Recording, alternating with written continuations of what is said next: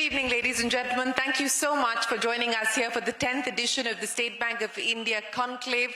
We at CNBC TV18 are particularly proud that we've been part of this effort and this endeavor for the past decade, and I personally have been doing this CEO panel for the past decade, so it's great to be back here. Before we talk about India of tomorrow, I would like to address the India of today, and there are many current issues to address before we look into the future and look into our crystal ball to see where India could possibly be positioned. So, Mr. Khara, as the host, I'm going to start with you.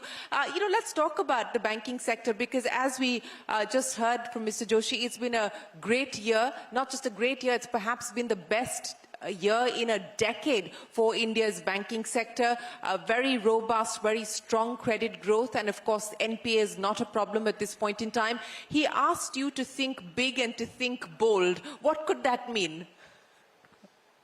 Well, as far as the banking sector is concerned, it goes in sync with the overall macro.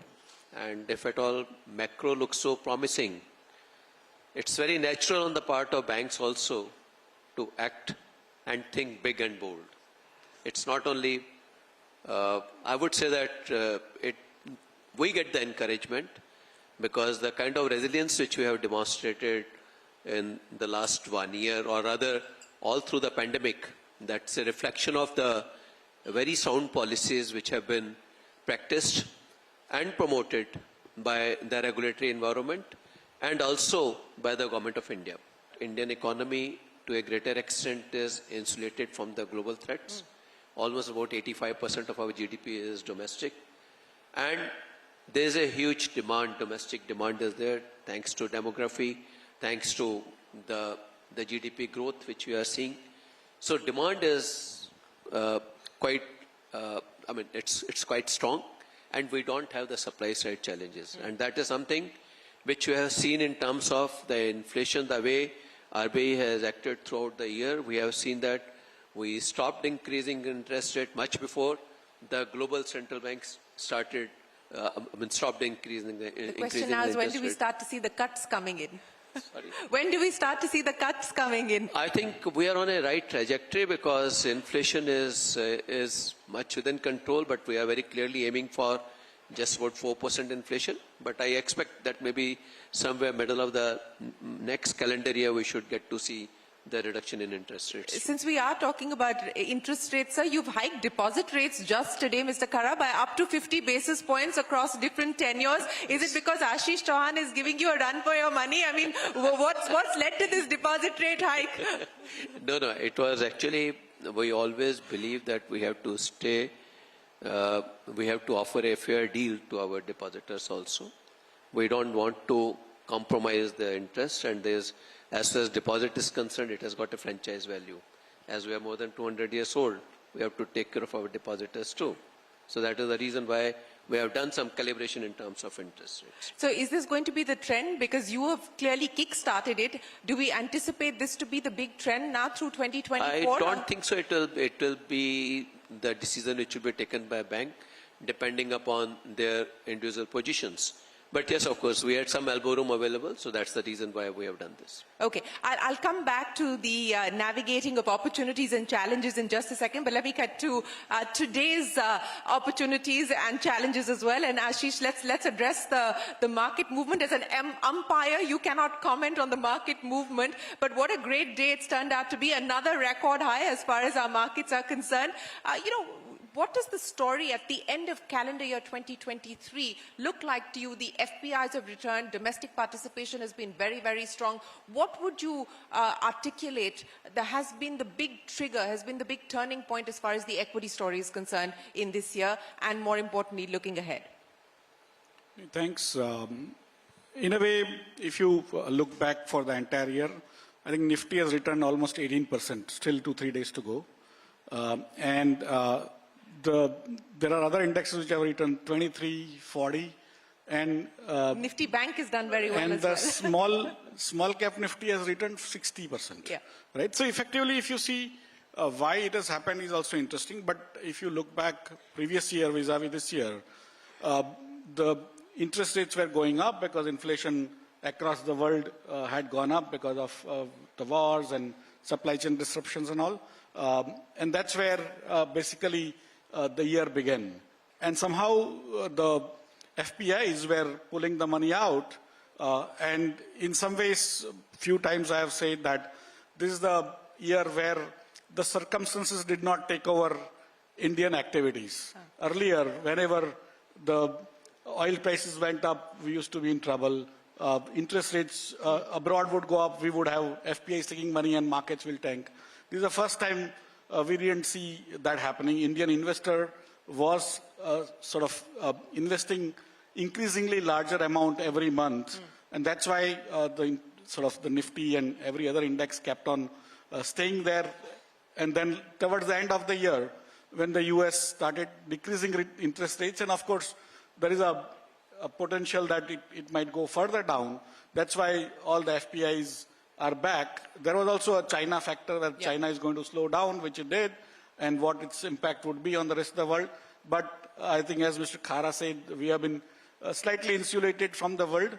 On the other side, like today, you would have also seen another interesting statistics of India's current account deficit coming down to almost 0.1%. Yes. Because why did this happen is because our services and remittances have now gone much more than our imports of oil, electronics and gold, which were like three things we could not have stopped. And once you start going up on the export chain, there is nothing stopping you. That's how I see this. Finally, we are reaching a place where we are actually preparing for a takeoff. Preparing for a takeoff in 2024, and you believe that the groundwork has been laid. But, you know, since we're talking about, and I'll go into more details, but I want to talk about one significant inflection point that you expect or anticipate to see in 2024. The market is waiting for that. NSE IPO, are we likely to see that in 2024? I don't know whether you've invited my regulator, but I wish. Just to pick up on what Mr. Joshi said, he said that people sitting in this room, including people here on this panel, both representing the private sector as well as public sector, will be responsible to drive growth and will be responsible for the investment pickup. Now, given the power demand that you foresee today, as well as the visibility that you have on demand going forward, what should we expect in terms of capacity addition? What would that result in as far as CapEx spends are concerned, say, over the next 5 years? Yeah, I think Dr. Joshi was very bang on, and he was very right that the corporate has to really follow. I think he's in the role of making policy and enabling environment, and we all have to really make sure that it is being implemented on the ground. As far as NTPC is concerned, we had been, our capex has been in the range of around 25,000 crore, kind of thing. Going forward, it is going to increase, and it is going to increase at least by 30–40%. And we have to reach, we have stated objective that by 2030 we will be adding on the renewable side 60 gigawatt. So today we are having 3.5 gigawatt which is commissioned, 7.5 gigawatt is under construction, so it's almost every month something capacity is getting commissioned, and another around 20 gigawatt which is in the different forms of the kind of developmental activity. So we have no doubt that we by 2030 we will be able to achieve 60 gigawatt rather before that. And we know that 1 megawatt is somewhere between 4 to 5 crores, so it's I think the math is very simple in that case, at least for the CNBC. Yes, for CNBC and our viewers will do the calculation, but a 30 to 40% increase in capex is what you anticipate to be able to cater to the demand expectations. Mr. Acharya, let's talk about capacity and let's talk about demand as far as JSW Steel is concerned as well. You're going to be adding another 7 million tons, I believe, by FY25. Given where we find ourselves with the strength and the resilience that everybody is talking about, what's the kind of demand outlook you foresee? And more importantly, not just domestic demand, but also export demand. What's the outlook? Yeah, so I think, India being the fastest economy, we are seeing a very strong growth momentum in India. And this will continue for, I think, about 2 decades. We call it the nation-building phase of the country. And during this time, structurally steel will be required. Usually steel demand accelerates at a faster pace during this, let's say, period, 1.5 to 2 times of the GDP. So in the last 2 years, if you look at the demand, the steel demand has grown by 13% the previous year, and this year it's growing at close to 15%. If India wants to be self-reliant in terms of steel, we need to add capacities just to make sure that we don't import steel. We therefore at JSW Steel are building capacities. Currently our capacity is about 28 million tons in India and 30 million tons globally. We plan to take our capacities up to about 50 million tons before the end of this decade. We see a strong momentum, maybe not 15%, but a 10% double-digit, 8 to 10% growth is something which is easily possible. And this would call for a capex, additional capex in excess of 100,000 crores. Of 100,000 crores.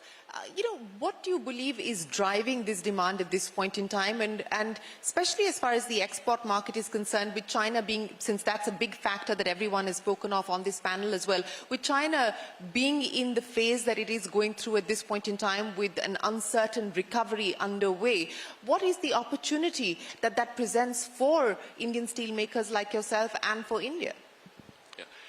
So I think India is lucky to be, as Mr. Khara rightly said, we are lucky to be a domestic dependent economy. So we see also about, I think typically 10 to 15% is the exports from India if you look at direct steel. But where the opportunity lies, I think India is going to, first of all, as a country, let's put it this way, that India's current capacity is about 170 million tons as we speak today.